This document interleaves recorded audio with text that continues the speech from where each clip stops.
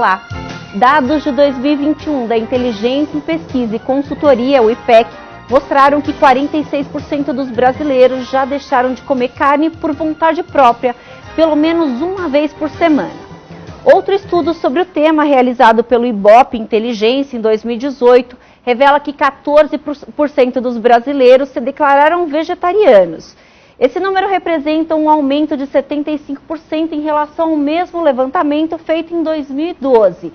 Para falar sobre o assunto, recebo no Conexão Legislativa de hoje a diretora executiva da Sociedade Vegetariana Brasileira, Mônica Buava. Mônica, seja bem-vinda à Rede Alerta. Obrigada pelo convite, pela oportunidade de a gente falar sobre o assunto. Recebo também a doutora Camila Violante, que é veterinária. Seja bem-vinda, doutora Camila. Muito obrigada pela oportunidade. Recebo também o Dr. Jonas Bueno, que é dermatologista. Seja bem-vindo, Dr. Jonas. Sou grato pelo convite, uma satisfação. Muito bem, esse é um tema que é cada dia mais frequente, mais presente na vida de todo mundo. E é muito interessante que vocês, profissionais das mais diferentes áreas, tragam essa experiência aqui pra gente, porque realmente, hoje, quando a gente fala da questão do veganismo, a gente fala de muita gente, né? Muita gente que tem aderido a essa questão. E aí eu queria que você começasse, Mônica, contextualizando a gente efetivamente qual que é a diferença entre o vegano e o vegetarianismo. Tá. O vegetariano, né, a gente fala que é uma questão muito mais de alimentação. Então, são as pessoas que procuram retirar da alimentação ovos, leite, carne, né? Quando a gente fala de vegetarianismo, a gente está falando muito mais daquilo que coloca no prato, né? Aí você tem o ovolacto vegetariano, que às vezes a gente também chama de vegetariano, que são aquelas pessoas que ainda consomem ovos e leite. E a gente tem, na parte da alimentação, que a gente chama de vegetariano estrito, não é restrito, é estrito, que é a alimentação também que a gente fala que é alimentação vegana. Mas o veganismo, ele vai além da alimentação, né? Então, ele é um modo de viver, ele é uma escolha de vida que procura, na medida do possível praticável, excluir todo tipo de exploração animal. Então, a gente fala da alimentação, mas a gente pode falar de cosméticos, a gente fala sobre entretenimento, a gente fala sobre educação. Então, o veganismo, ele é mais amplo, ele não é só a questão da alimentação. Camila, eu queria que você falasse um pouco sobre a sua experiência nessa questão de se tornar vegana, mas eu queria que você falasse também sobre a questão dos animais. Eu sei que você, como uma veterinária, tem ali um contato muito direto com a vivência dos animais, com o sentimento dos animais. Isso, você percebe que é uma tendência das pessoas se sensibilizarem cada vez mais para irem se tornando vegetarianas? Olha, assim, eu como veterinária, eu acho que a questão do veganismo deveria ser um dos princípios dos veterinários, né? Logo, antes mesmo de ingressar no curso de veterinária, já não comer os animais, porque eu acho que comer os pacientes vai um pouco contramão, né? Então, principalmente por nós estudarmos a fisiologia e sabermos o que os animais são seres sencientes, isso não faz sentido você comer os animais. Então, eu acho que a questão ética dos veterinários deveria ir muito além do que se aprende na faculdade. Antes mesmo de ingressar, não comer os animais, né? Porque não tem diferença. Na questão de sentimentos, a gente consegue ver nitidamente que um cachorro, uma vaca, um porco sente, entendeu? Tanto aflições, medo, como qualquer outro mamífero, como qualquer outro animal, né? Então, eu acho que vai muito contramão os veterinários que comem os animais.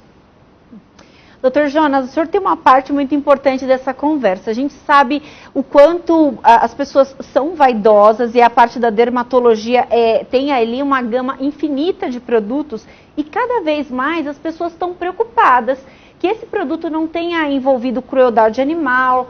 E eu queria que o senhor falasse um pouco sobre essa sua experiência nesse segmento, principalmente se isso tem vindo dos pacientes ou se vocês, como médicos, têm percebido que esse é o melhor caminho que deve ser seguido, né? Ainda é muito desafiador, mas felizmente já temos muitas opções no mercado de produtos que não são mais testados em animais e produtos sem origem animal. Mas os médicos ainda não estão preocupados com isso na sua grande maioria, infelizmente. Eu, como vegano, pessoa, fiz essa transição e aplico no meu dia a dia do consultório, onde eu busquei estudos, tudo de novo, para aprender tudo de novo, para ver marcas que estão dispostas a oferecer produtos, que felizmente tem muito, que não faz teste em animais e que não tem origem animal. E muitas grandes empresas já estão percebendo isso, muitas falam que não fazem teste em animais, mas é muito controverso. Há as grandes multinacionais que não fazem testes no Brasil, mas fazem no exterior, principalmente na China continental, onde é obrigatório. Então, é um consumo não ético você consumir uma empresa que não faz teste no Brasil, mas que faz na China Oriental. É muito interessante a gente analisar isso, porque, Mônica, a gente percebe que as pessoas têm se preocupado muito em ler o rótulo, em observar ali o que está dizendo o rótulo.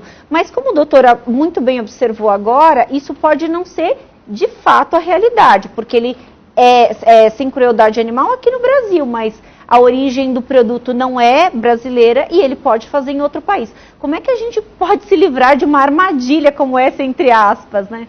Tem os selos, né, de certificação. Então, nós da SBB, da Sociedade Vegetariana Brasileira, a gente tem uma certificação para os produtos. Então, a gente vai, pede documentação, a gente vai, né, na cadeia para verificar se o produto ele tem algum ingrediente de origem animal ou se ele é testado.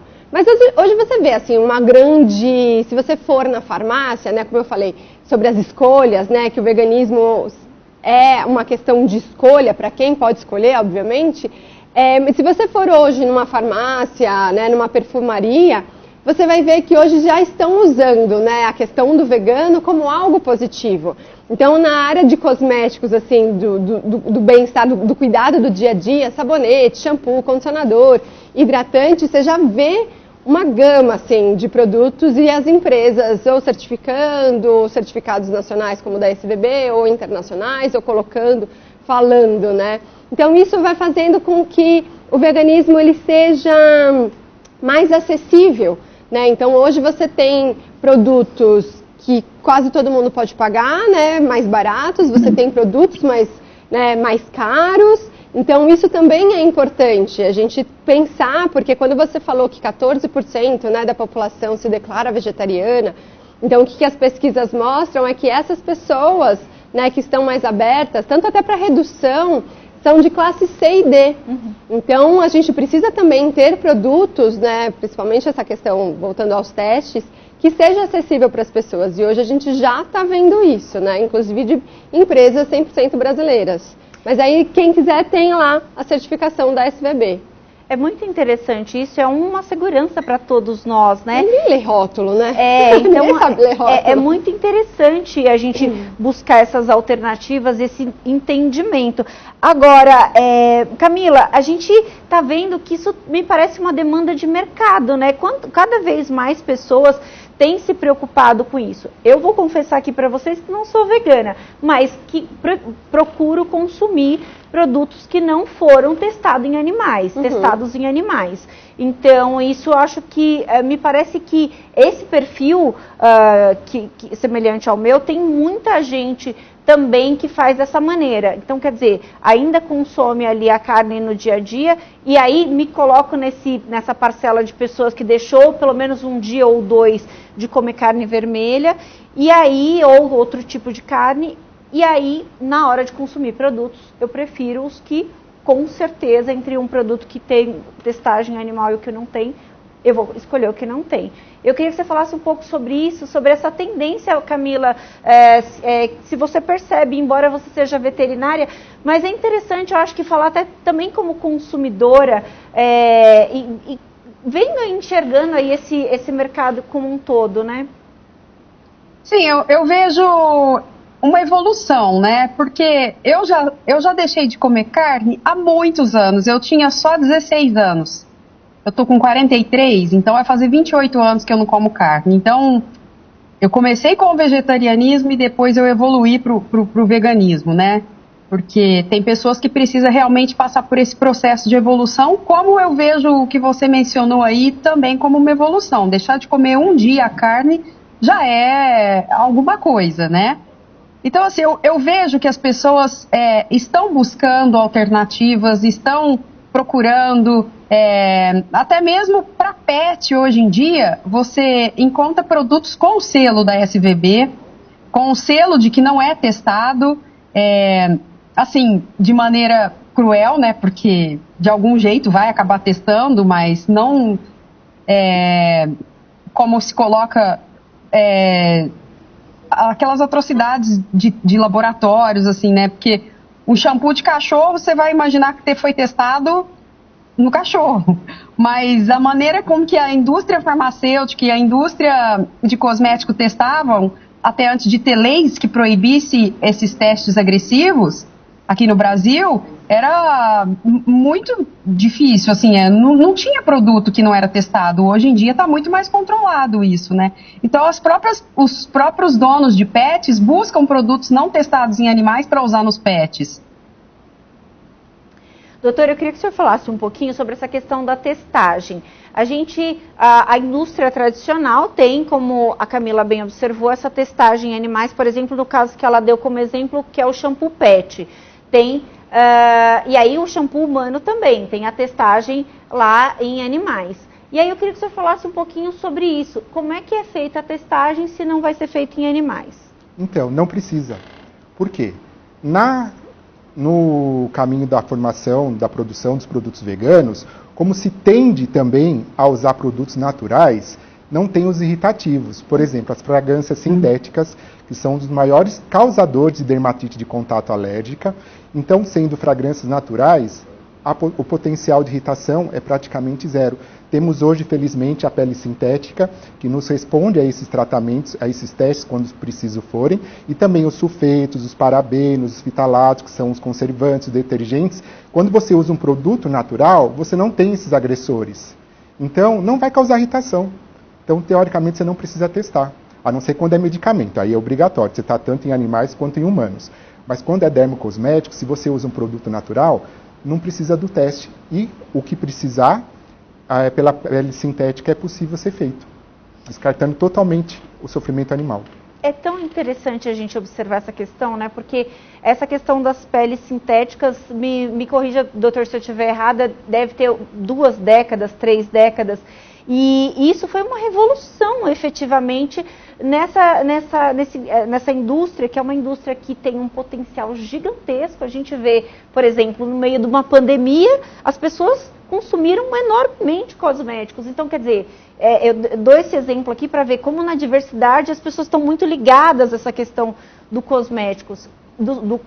E para você ter isso no mercado, você precisa de uma testagem. E aí, quanto mais recursos você tiver para não ter essa exposição dos animais ou das pessoas, excelente, né? Maravilhoso. Eu queria só, né, complementar, você falou, né, que você fica 1 a 2 dias da semana, e também um pouco que a Camila falou, é porque as pessoas têm a ideia de que, veganismo, se eu não consigo tudo, eu não consigo nada. Como se o veganismo fosse um lugar para você alcançar e pronto, você alcançou. Não, é na medida do possível e do praticável, né? E assim, cada passo conta. Eu falo muito sobre atitudes, ações veganas. Então, assim, você está lá na gôndola, né, da farmácia para comprar o seu shampoo. Você tem a opção, você pode fazer escolha, uma escolha vegana de não colocar. Você está querendo ter um animal de estimação. Você pode ter uma atitude vegana e adotar esse animal e não comprar. Né? Então, assim, você vai, enfim, a um show. Você pode ter uma atitude vegana de ir a um show que tem animais, né? Algumas, né, a gente sabe que tem festivais que tem animais, rodeios, ou você pode ir num festival que não tem animal. Então, tudo isso, não é porque se você não consegue fazer tudo que você não vai fazer nada. Né? Então, isso é muito importante. A gente tentar tirar esse peso, né, que tem, como se veganismo, a gente até brinca um pouco, né, da polícia vegana, como se você... Não, então assim, quanto mais passos você der nessa direção, é melhor para todo mundo, inclusive, né, para deitar no travesseiro e pensar, putz, eu não preciso maltratar nenhum animal para poder viver. Essa história da polícia vegana é bem interessante mesmo, né? A Camila queria completar, mas antes de você completar, Camila, eu queria que você falasse também, considerando esse contexto aí, das pessoas também que acabam comprando, por exemplo, um animal de estimação ao invés de adotar, que também é uma atitude vegana, se você, né, pensar em todos os animaizinhos que estão ali abandonados e que você pode ajudar de alguma forma, né? Pode complementar, Camila, por favor. Eu só quero, assim, ainda falando sobre a questão de cosmético e até dos farmacêuticos também, é que, assim, como a Mônica citou, o veganismo e a veterinária é até onde é praticável, né? Porque no momento em que eu tenho um animal enfermo e que precisa de ser medicado, ou precisa usar um anestésico, ou precisa tomar uma vacina, isso não esses produtos não são veganos e eu vou precisar tratar o animal, né? Então, assim, e contra a fisiologia de um felino também, um gato, hoje em dia no mercado ainda não se encontra produtos alimentícios para o gato, uma ração adequada, 100% ok para as necessidades de um felino. Então, assim, vegana no caso, né? Então eu acabo tendo que oferecer para um animal felino uma alimentação que tem todos os aminoácidos que eles precisam. E isso eu vou encontrar onde? Na carne. Então, assim, isso fere um pouco os princípios da pessoa vegana, mas eu tenho que respeitar a fisiologia do animal, entendeu? Então eu tenho que usar a carne, no caso de um animal carnívoro, eu tenho que usar um medicamento no caso dele precisar de ser tratado, né? Agora, a questão dos animais comprados, eu sou 100% contra a indústria de filhotes, porque por detrás daquele bichinho fofinho tem uma matriz que é explorada até o fim da sua vida, né? E depois descartada, como se fosse um produto. É um dinheiro muito fácil que chega pro produtor, né, digamos assim, ele obrigatoriamente coloca aquela cadela ou a gata, a matriz para acasalar e depois tem o dinheiro dos filhotes. Enfim, com tantos animais para serem adotados, com tantos abrigos cheios de animais, e eu acho que quem realmente gosta deve ir atrás, buscar como que é feito esse processo de produção dos filhotes. É um absurdo isso. Então, assim, quem ama mesmo os bichos, adota um. A gratidão que eles têm é absurda. Você vê nos olhos do animal quando você tira um animal de um abrigo. Eu tenho cachorro lá em casa até da Cracolândia. Então, assim, é uma gratidão, sabe? Eu sou contra. Eu quero que um dia, eu desejo muito que isso um dia acabe. Esse comércio de animais não pode continuar. Olha, só para completar, aqui no Palácio 9 de Julho a gente tem uma cachorrinha adotada, que é a Nina, que é o xodó da casa inteira, dos deputados e dos funcionários e dos policiais, então nem se fala. Ela é realmente uma estrela aqui da casa. A Nina é super bem tratada. Quem vem aqui pelo estacionamento dos deputados, a Nina tem lá o seu cantinho, que é um apartamentinho dela ali. E eu, particularmente, tenho 4 gatos e 2 cachorros, todos adotados também, porque realmente é importante a gente ter esse olhar, obviamente, ter melhores atitudes. Agora, doutora, eu queria que o senhor falasse um pouco sobre os cosméticos, as diferenças, o orgânico, o vegano e o cruelty free. Quais as diferenças entre eles? Como eu recebo muito paciente desse meio, paciente vegetariano, paciente vegano naturalista, que tende a usar esses produtos, para mim fica um pouco mais fácil, porque eles já estão abertos a essas mudanças. Mas mesmo os pacientes que não têm esse nicho, eu explico para eles o porquê disso. Qual é o benefício? Primeiro é o consumo ético. Você usar um shampoo que tem queratina, que infelizmente a grande maioria é tirada de casco, de chifre de animais. Queratina para o seu shampoo, para a sua loção capilar. E tem a queratina para substituir a parte vegetal. Só que o custo é um pouco maior, porque a demanda ainda é pequena. Então, mesmo o paciente não vegano, ele acaba aceitando esse tratamento. E o produto orgânico é aquele que não tem nada de fertilizante, de aditivos. Independente se tem origem animal ou não, a definição de orgânico é esse. Não ter fertilizantes e incentivos agrícolas. Ponto. O cruelty free é que não foi testado animal, mas pode ter origem animal. E o vegano, ele não tem origem animal e não foi testado em animais. Ele tem que ter o E. Não pode ser o, tem que ser E. Não testado em animais e não ter origem animal, para ser considerado um produto vegano. O problema é que muitas empresas põem na embalagem, quando não tem um selo da SVB, põem como vegano. Mas, às vezes, o fornecedor não é vegano. Então, o produto não pode ser considerado vegano na realidade. Doutor, esse produto que é orgânico, ele tem uma validade menor? Sim, porque não tem os aditivos e os conservantes. Com certeza, vai ter uma validade bem menor. Infelizmente, o custo vai ser um pouco maior, porque a produção não pode ser em tanta escala, porque o consumo ainda não é grande, e por a validade ser menor, mas com isso é melhor para o paciente, né? Com menos aditivos. Com certeza. A gente vai para um rápido intervalo, daqui a pouco o Alesp Cidadania está de volta, falando um pouco mais sobre a questão do vegetarianismo, dos veganos. Você não saia daí.